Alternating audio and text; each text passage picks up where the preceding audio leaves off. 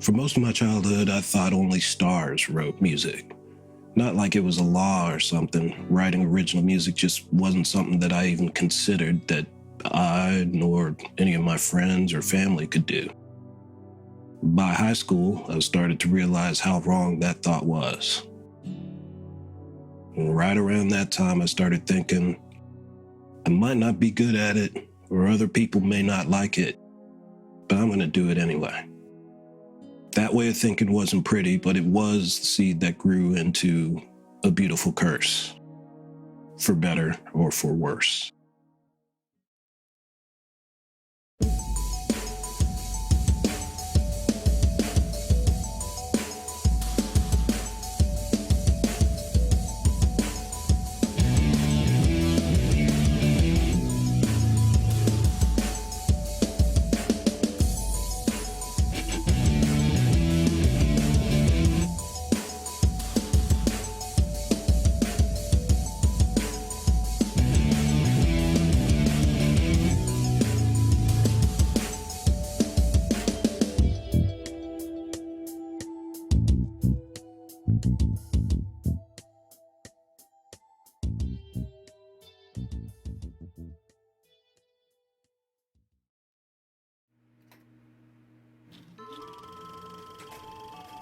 I'm just now finding out that I come from a fairly decent line of creative people.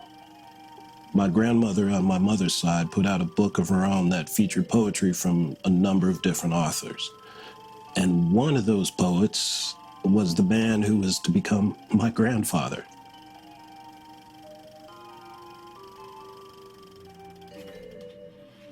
Before them, a family member in the Virgin Islands was actually very widely known for his artistry and whatnot.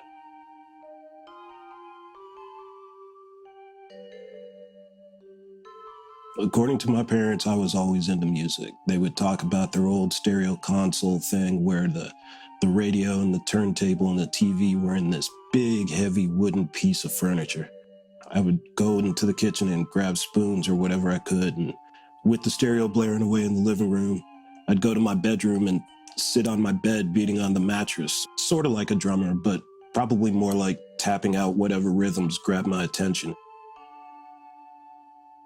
One Christmas, my parents bought a child's drum set for me.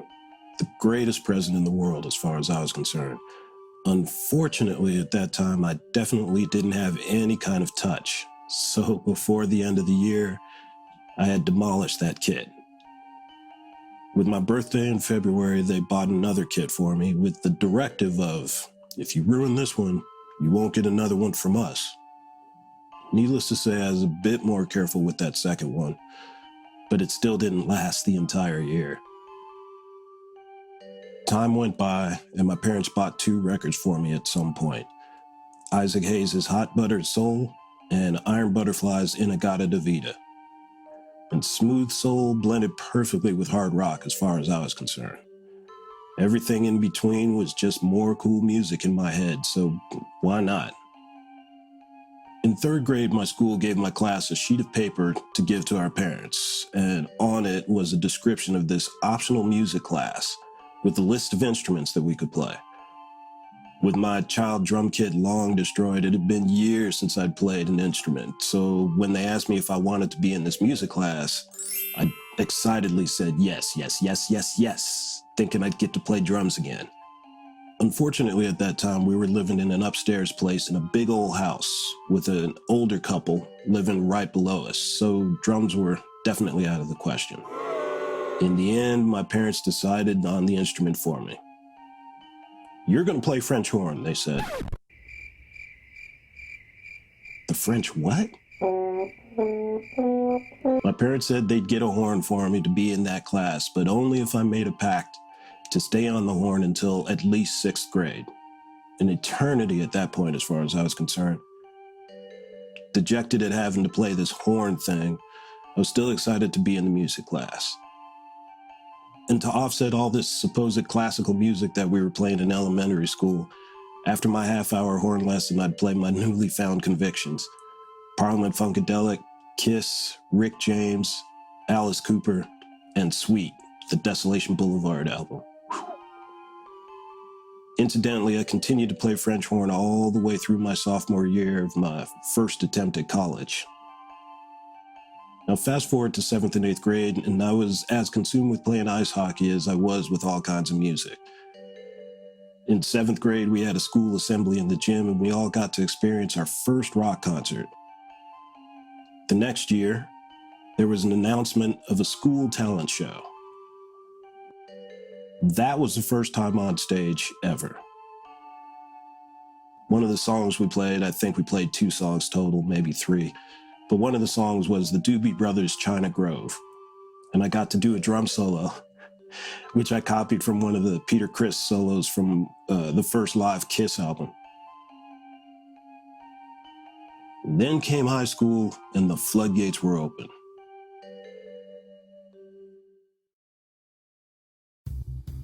I was in marching band. I was on the school's hockey team, doing horribly in school grade-wise. Bought a friend's old drum set that I still have to this day, and got to play another live show, this time with a couple of people who became very dear lifelong friends, the Cleland brothers. Scott Cleland was on guitar and Dave Cleland on bass, and I was on drums and vocals. Now, myself and Dave being the freshmen, and this junior Scott Cleland on guitar. Scott was the consummate showman. He was jumping around all over the place. He played with his teeth behind his back. It was wild. We went over really well, surprisingly, too. And I miss Scott immensely. Thanks to that show, I was asked to play with a few other bands throughout high school. One of the bands, called Radio Silence, even had their own songs. That was the first taste, for me, of regular people writing their own songs. Now I knew it was possible. Original music really came to a head when I went to college for the first time. The Clelands and I lived near each other in the dorms at the University of Colorado, and down the hall from Scott's room were the guys from Big Head Todd and the Monsters. They were just getting popular on the college party scene in Boulder and started to plan to take trips outside of the state to play. But they played quite a few cover songs, and now and then they'd slip in an original. Between those guys and the genesis of a band called The Samples, Boulder was not short of musical talent, and I got to see and hang out with them and watch and learn largely about creating original music. It definitely wasn't about academics, hence the first time in college. Yep, got kicked out of CU due to poor grades. But I did get an education in original and cover music. One of the worst things that happened to me, and one of the greatest blessings, was being sent packing academically from CU. After I got the guts to tell my parents that I got kicked out of school, they told me either I'd go to LA to be some kind of rock star or something, or I'd go to the military. Either way, I couldn't stay in their house. And at the time, that sounded pretty harsh, but looking back, that was the best ultimatum ever.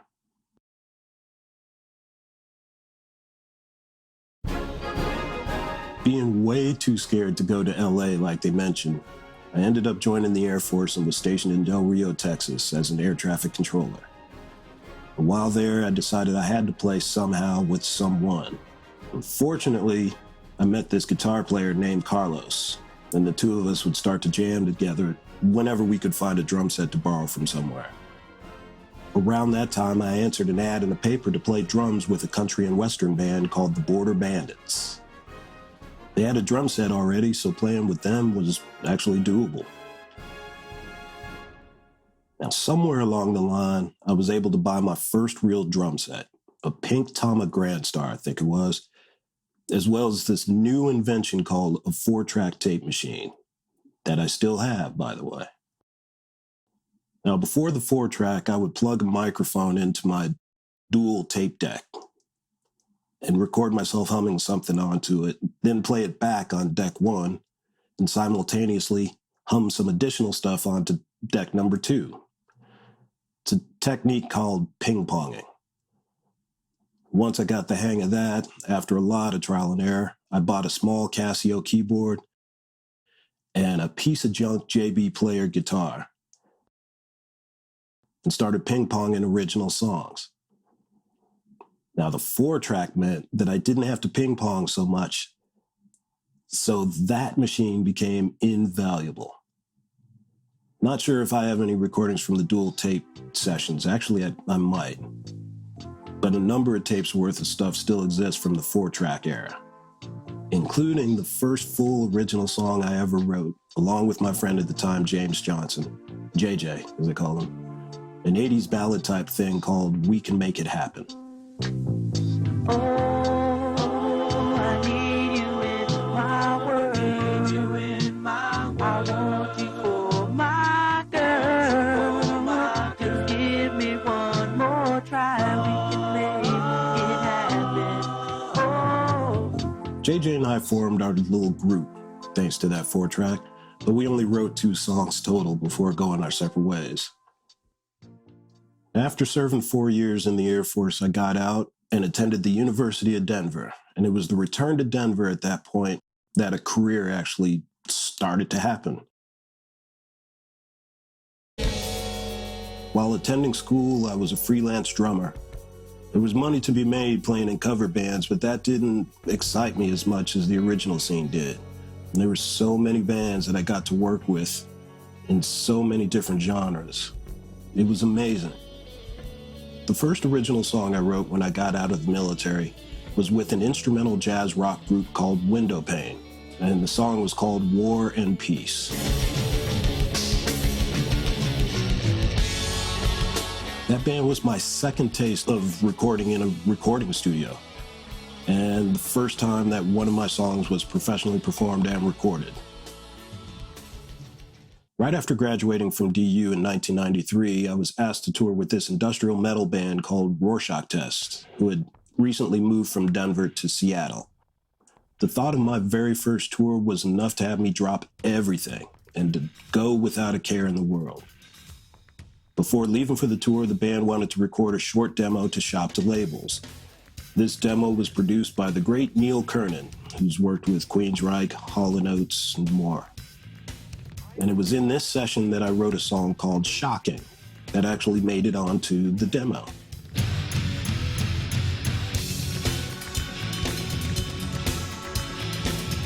The tour was an amazing amount of fun, and I met a number of great people.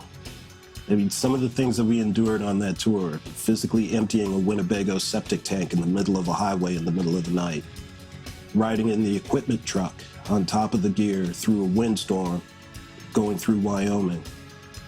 The stories never end. The band eventually signed with an independent label, but that was after my time with them. In the meantime, I decided to keep shocking for myself and eventually created a little project of my own called The Witching Hour. I got some brand new stuff to debut for you. In fact, you might be familiar with this guy's work. His name is Kenny James. He used to drum with Lord of Word and the Disciples of Bass. He's working with several other projects now, and his group is called The Witching Hour. This one's called Shocking. You got 93.3 KTCL. He plays everything on it, so check it out. 106.7 KBPI, it's The Pit with Job. The next band we're going to play is The Witching Hour, and only going to bust out one track from these guys that is called Shocking. Sweet little tune, check it out, The Pit. After the Rorschach Test tour, I moved back to Denver and continued being a freelance drummer and working temp office jobs during the day to pay rent. And working as an office temp gave me the opportunity to write and record at night with my 4-track. Also gave me the opportunity to tour now and then. I got to go out with George Clinton and the P-Funk All-Stars, 24/7 Spies, the Samples.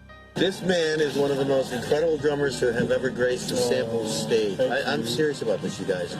He was on Transmissions from the Sea of Tranquility. 4 albums in that alone?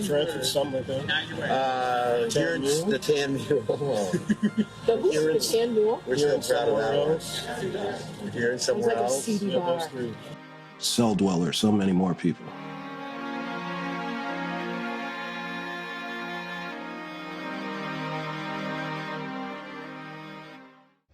Now, right around this time, I was introduced to a new invention called Pro Tools. After saving a lot more money, I got a cheap computer, really cheap computer, and Pro Tools, and shortly afterward, The Witching Hour's first CD, Angels in Shadow Blue, was born.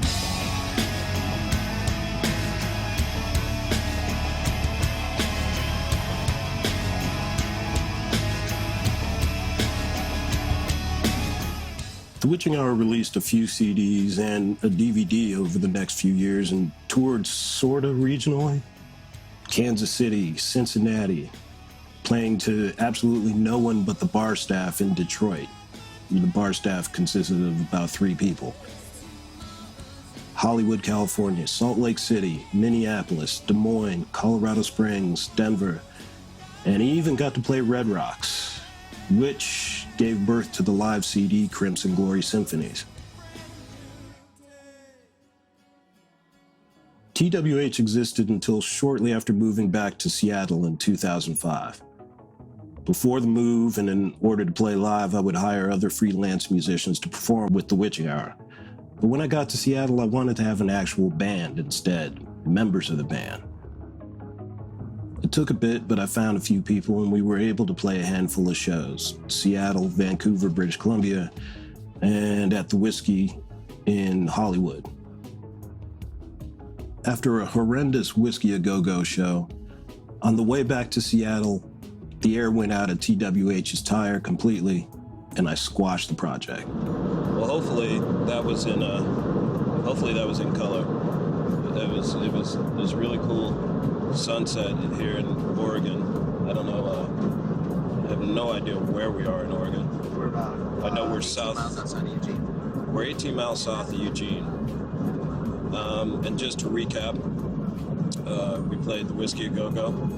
We drove 20 hours from Seattle to play a half-hour set, and part of my drum kit was still in Seattle. See, it'll be funny later. So now we're doing our 20 hours back. It's actually going to be less than 20 hours now, but nonetheless, we played in front of maybe 40 people, which is 20 more people than we played last time, so maybe that's progress. And now we have a beautiful sunset here in Oregon on our way back home. So there we have it. Once we came back home, I switched from Pro Tools to Logic, started writing music strictly for TV commercial licensing, sort of like Moby had accomplished with his Play album.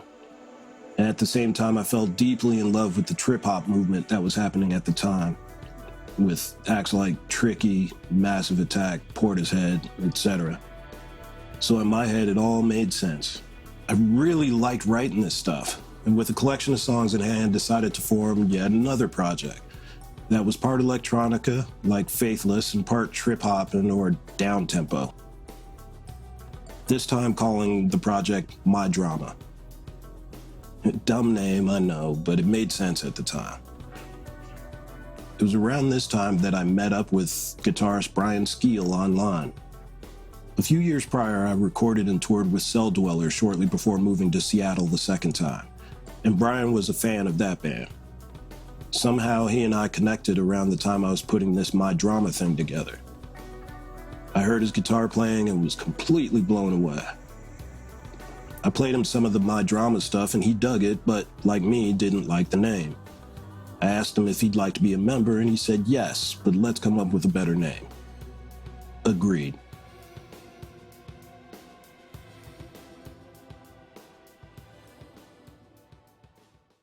As we worked on material, we would think of names, but we never really sat around throwing out ideas. We would just think of stuff on our own.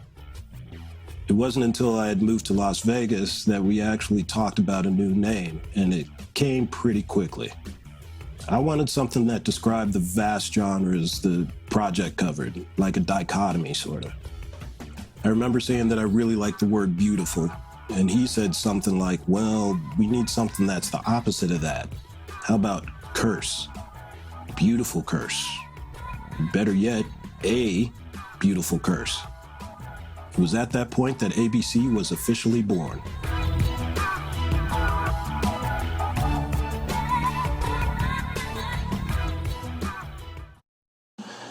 Teddy's coming in to do some vocal stuff for The Delicate and what's the other one? Oh, and Tastes Like It Should. So I'm gonna film him doing his singing, and hopefully he won't mind. He doesn't have a choice. Like a candy cane in winter, or a honey pot of gold. Like a lemon with no chaser, or a heart that's growing cold. She's a very special lady, and she wants you to take her slow. Oh, yeah.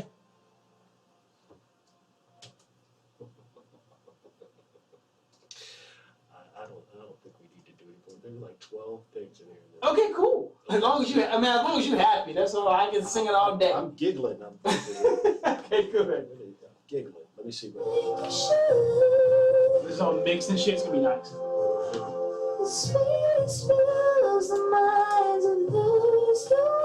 Make sure there's nothing else you need me to do. You've got everything you want. That's it. Cool. Man, thanks. I'm glad I could help. Thanks for wanting me on. Ladies and gentlemen, here, come here. This is Teddy. Hello, Australia. I'm coming. He just laid down The Delicate, right? But he just killed Tastes Like It Should. You're gonna hear it very, very soon. You're gonna be about as happy about it as I am. We traded files back and forth for close to half of what became As It Should Be, which was finally released in 2009.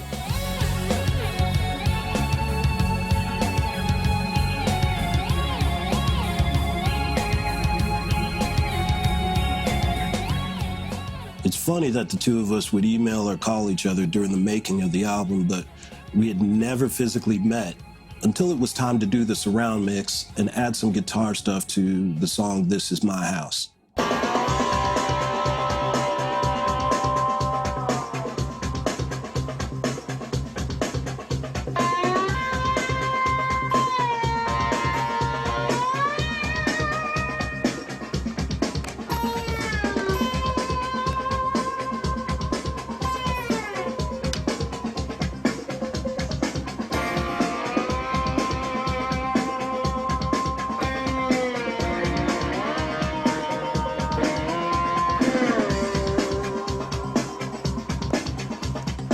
We had a great time at the Decibel Garden in Denver doing that mix and the tracking there.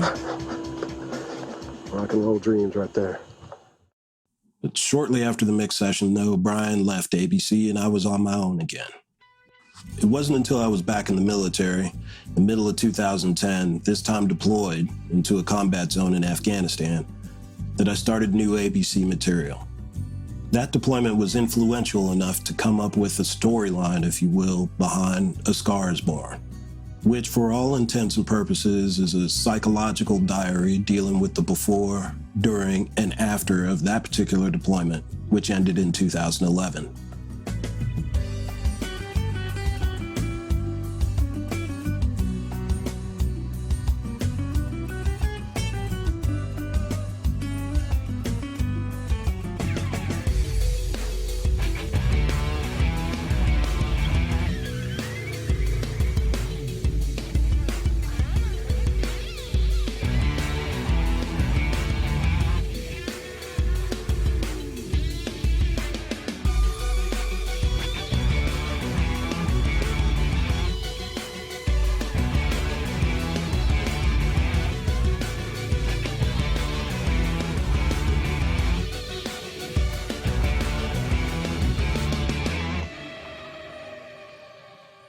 There was a lot that I needed to record in a real studio, so once getting back to the US, I scheduled a lot of studio time, and again at the Decibel Garden.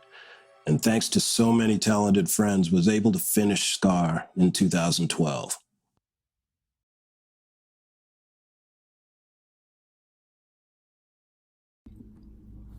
Hey y'all, it's Kenny James from A Beautiful Curse.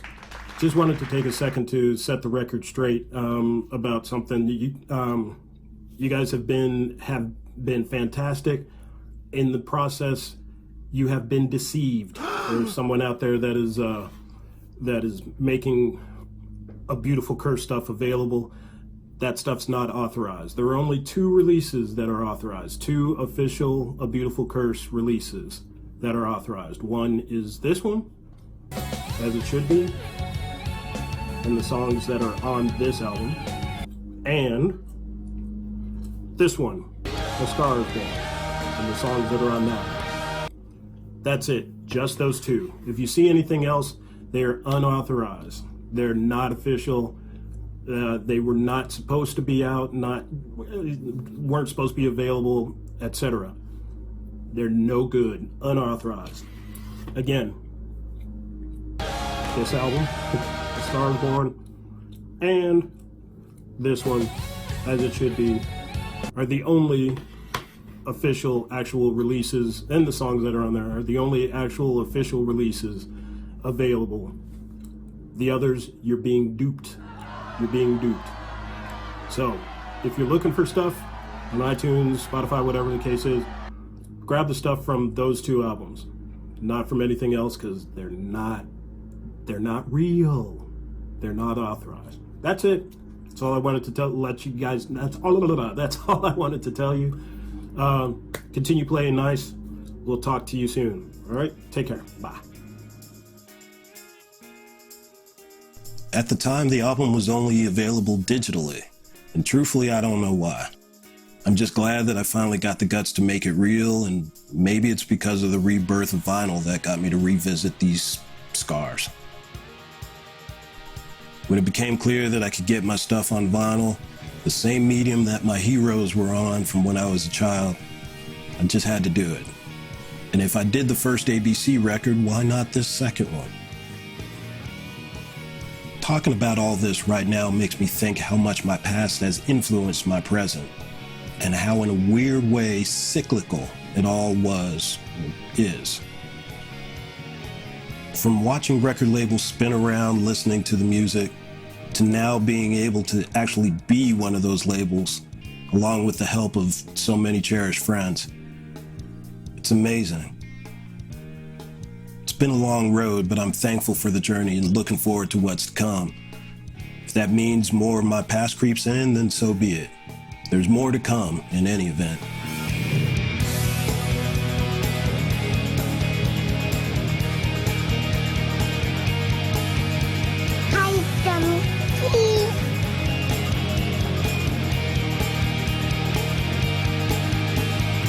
In the meantime, I hope to keep spinning in some way or another, for better or for worse. And that's the story so far, and I'm sticking to it.